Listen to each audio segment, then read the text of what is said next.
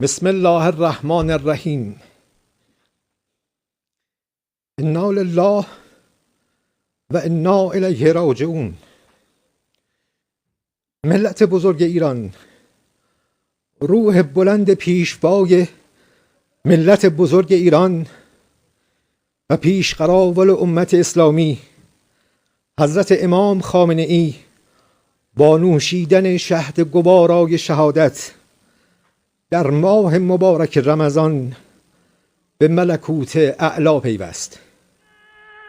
شورای عالی امنیت ملی در این زمینه بیانیه‌ای به این شرح صادر کرده است.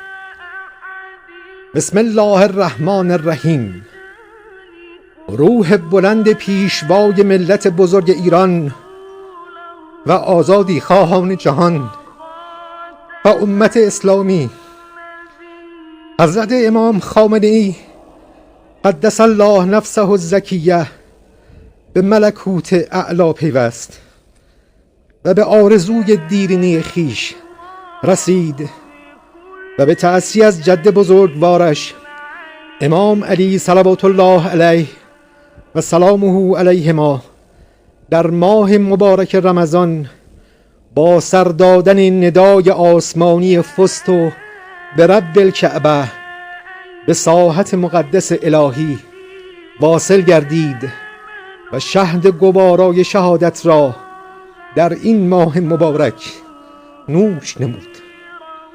امروز ملت نستوه ایران و امت اسلامی و آزادی خواهان جهان به جهت حملات شریرانه آمریکای جنایتکار و صهیونیست های نابکار داغدارند، اما دشمنان صفاک و دوزخیان ستمکار بین المللی بدانند بیدار دلان جهان راه خود را یافته‌اند و این شهادت ها هرچند برای ملت ما و ملل اسلامی گران باشد، اما آنان را مقاومتر و مصممتر می‌گرداند و بی تردید شهادت آن شخصیت عظیم الشأن آغازگر خیزشی عظیم در مبارزه با ستمگران عالم خواهد بود.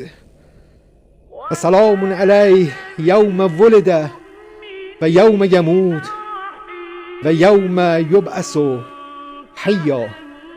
شورای عالی امنیت ملی.